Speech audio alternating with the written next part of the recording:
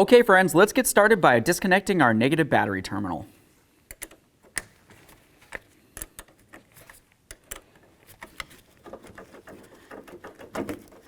Once that's loose, set it aside so it's making no contact with your battery. Let's go ahead and remove this lower panel from underneath the steering column.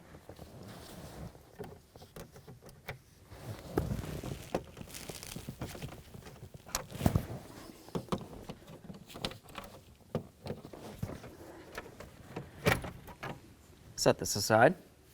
Now we need to look underneath our steering column. You're going to find this panel here that has 4 holes in it. We're going to be using 3 of those holes. This one here, one right there, and then this one up, closest to the steering wheel. Don't worry about this one. Inside of all 3 of those holes, there's Phillips head screws. Remove them all.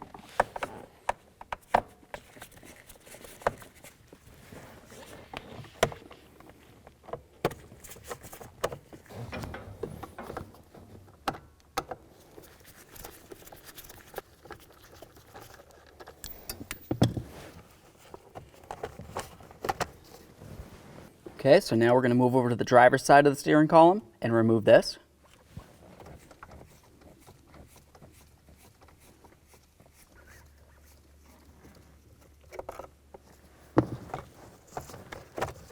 Remove the lower panel. Now with the lower panel out of the way, we're going to continue on to using the key here. I'm going to go right inside the ignition and I'm going to turn this to the on position, basically like I'm starting but not cranking. Now we need to come underneath with a pick and we're going to press right on this tab right here. Once you press in on that, you can grab onto your switch and remove it from the steering column. Set this aside. Now let's go ahead and grab onto this. We'll just pivot it and swing this down. Now we can remove this upper shell. Now we can go ahead and grab onto this upper clamshell here. We're just going to wiggle it around, try to break it free. There we are. Now I'm going to pull up on the driver's side and just try to pull it up and over the steering column. There we are. Remove that off of there, set it aside. Now with all that out of the way, we have a nice clear view of our multifunction switch. To remove that, you're going to remove your 2 mounting points, one up here and one right down there.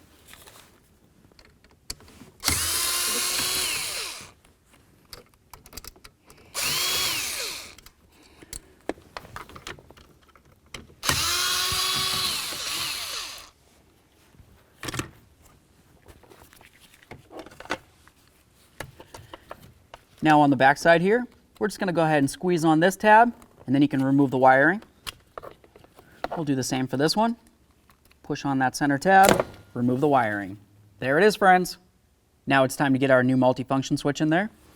Let's go ahead and put in our wiring.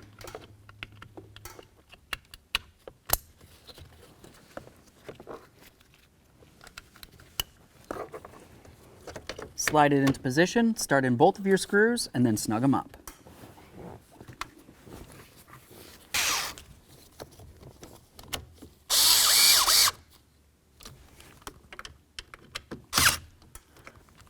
The clamshell on. Obviously we want the shifter knob to come through this hole. Bring it right through there. We'll slide it up and in. Now we do this part. We just want to slide this part underneath the facehold plate here. Okay. Bring this around carefully. We'll slide it down. You want your 4-way switch to come through the top area. Just like that.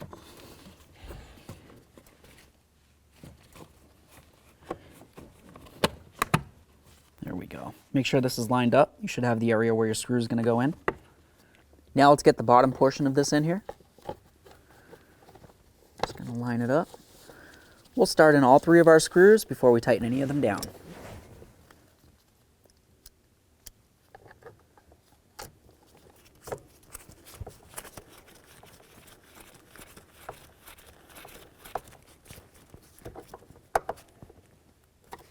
Now let's go ahead and get the tilt adjuster in here. Bottomed out, just go ahead and grab onto it. Make sure it's nice and tight. Now we're going to put back in our ignition switch. Just pay attention to this area here. You want to make sure that that's facing where it needs to. Go ahead and slide it in. Now let's get this cover on as well. Just line up our screw holes here. Push it in, quarter turn.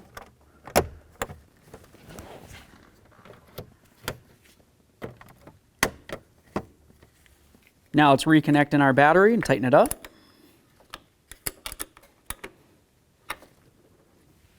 Okay friends, all you have left to do now is put the key in the ignition, put it in the on position, and then test to make sure your wipers, your directionals, and everything else works the way that it should.